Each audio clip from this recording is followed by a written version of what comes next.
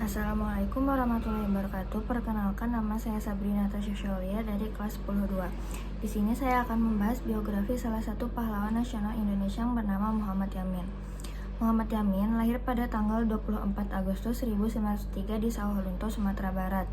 Ayahnya bernama Tuanku Usman gelar Baginda Khatib dan ibunya bernama Siti Saadah, serta memiliki seorang istri yang bernama R.A. Siti Sundari. Muhammad Yamin merupakan pahlawan nasional, budayawan, dan aktivis hukum terkenal di Indonesia. Ia memiliki pendidikan yang lengkap. Pendidikannya dimulai ketika ia bersekolah di Holland Inland School. Ia juga mendapat pendidikan di sekolah guru, serta mengenyam pendidikan di Sekolah Menengah Pertanian Bogor, Sekolah Dokter Hewan Bogor (AMS), hingga Sekolah Kehakiman di Jakarta.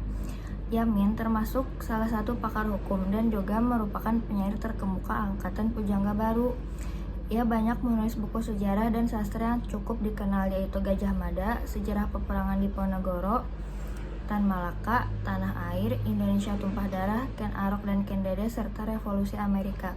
Karir Muhammad Yamin dalam dunia politik dimulai ketika ia diangkat sebagai Ketua JONG Sumatera Barat pada tahun 1926 sampai 1928. Setelah itu, pada tahun 1931, ia bergabung ke Partai Indonesia, namun partai tersebut telah dibubarkan.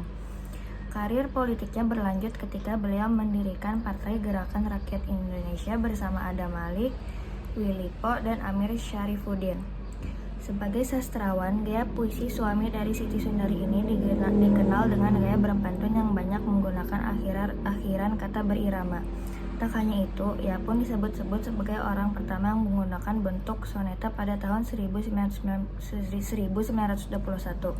sekaligus pelopor angkatan Pujangga Baru yang berdiri pada tahun 1933. Muhammad Yamin juga merupakan anggota BPUPKI dan anggota Panitia 9 di mana akhirnya berhasil merumuskan Piagam Jakarta. Tercatat, beliau juga pernah diangkat sebagai anggota Komite Nasional Indonesia Pusat (KNIP).